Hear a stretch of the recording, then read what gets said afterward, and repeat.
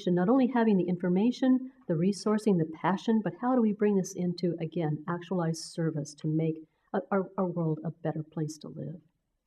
So these are just a few of the things we're involved with right now, and I'll be happy to discuss these further with you. I can have my business card available for you too. It's right up here if any of you are interested.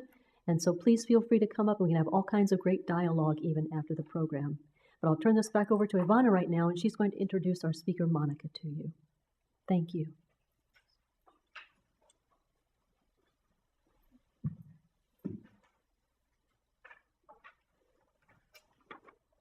Okay, I would like to introduce our special guest speaker. Her name is Monica Uribe.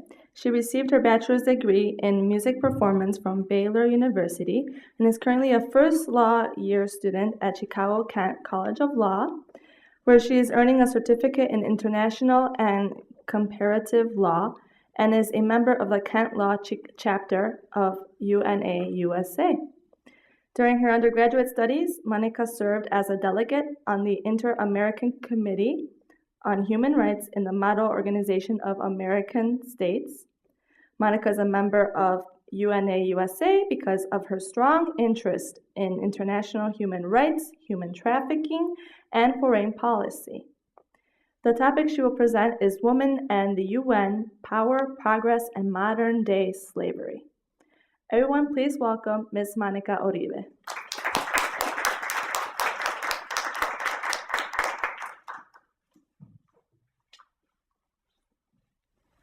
Hi, thank you, Ivana, for that introduction. Like she said, I'm Monica. Introduced myself earlier. I'm a first-year law student at Chicago-Kent, and sometimes people don't really know what does international comparative law mean, because that just sounds like words. International, what are you comparing? So international comparative law is really just, yes, we learn about NGOs, IGOs, but we also learn about, and everyone can specialize in whichever way they like, but we also learn about the laws of different countries. So for instance, if you're really interested in the Middle East, there's a class for Middle East, and you can take Middle Eastern classes to learn about how the law works in those countries, and you compare them to the American way of law, or what we like to call like the Western European style of law, because it's pretty much the same. So that's what international comparative law is. And we are also able to study abroad. We're actually encouraged to study abroad.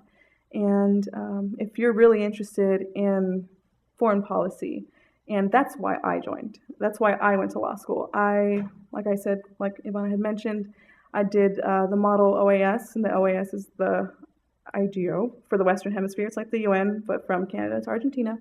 And I just realized that this is what I really, really wanted to do. We represented various countries, and when we were in Mexico, we actually got to meet the Mexican ambassador to the OAS, and we went to the mission in Washington, D.C., and I just thought, this is amazing. I want his job. He's got it, and this is what I want to do. So I figured this is a good step. You can't try to make policy if you don't understand the laws behind it and why the laws need to change, and vice versa. You can't argue the law if you don't know the policy behind it. So I felt like going to law school was the best route for me. That may not be true for you, but international law, foreign policy, I think it's super interesting, and I'm glad you guys are here today. Okay, let's see.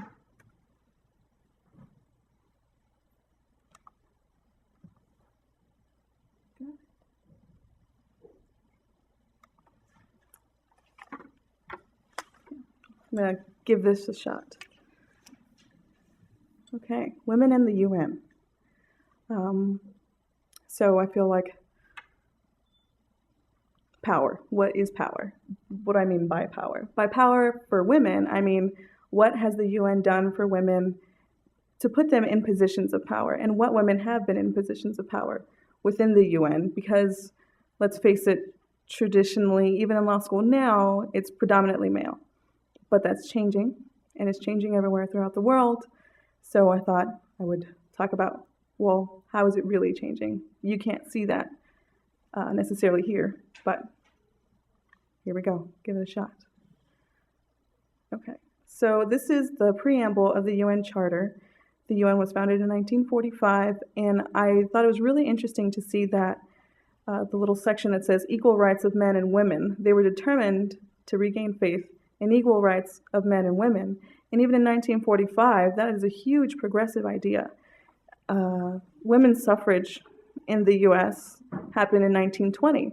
So in theory, they were saying, we want more than just voting rights. We want everything. Everyone should be the same. And in 1954, that's when Brown versus Board of Education happened. So even then, the entire charter also goes on to say race and color and religion and creed. And even in the US, this had been written for 9 years. And even in the US, we still had segregation. And people were still not equal. They weren't free. So I thought this was really interesting to see how progressive and how ahead of their time that the UN was, even in 1945. Okay, so arguably the most influential woman for the UN would have to be Eleanor Roosevelt. She was a founding member of UNA USA in 1943, and then she, after her husband died, unfortunately, she took a position as, well, President Truman offered her a spot to be a delegate to the UN. She was the first female delegate from the US to be a delegate there. And she was also the first chairperson and president of the United Nations Commission on Human Rights. Now it's called the Human Rights Council. But her what she claims is her most crowning jewel of her life is the writing of the Universal Declaration of Human Rights, which is next. Interestingly enough, Eleanor Roosevelt wasn't a diplomat. She wasn't a scholar. She wasn't an international law expert, but she was a fierce, passionate person about human rights. So, as such, having done so much work with her husband, President Truman felt like this was a really good place to put her. So it was really Eleanor that put in a lot of what she felt was right for equal rights throughout the world, not just for women, but for everyone. She really believed that everyone should be equal. So these are just a few selected articles from the Universal Declaration of Human Rights. It was passed in 1948. I thought it was really interesting to see how the very first article says all human beings are born free, all of them, not just men, all of them. And then the second article goes on to say everyone, not just men, not just women, not just Americans, not just whites, not just Christians, everyone, without distinction of sex.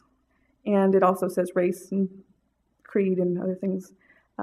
Again, this Article 3, everyone has the right to life. Everybody does. And I just think she just wanted to drive it home. Everyone has this right. Article 4 says no one shall be held to slavery. And I thought that was really interesting because although this is a nice ideal, it's still not actualized. We have more slaves now in the world than we've ever had before. And I feel like this is something that the UN realizes, and this is why they've been trying really, really hard and been passing a lot of new legislation to try to actualize this Article 4. Article 16 I thought was interesting because you get to see where a woman's perspective on things comes in.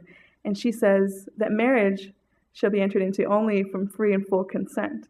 And back in 1948, there were still, I would say that today, there are still a lot of arranged marriages where it's not free and it's not full consent.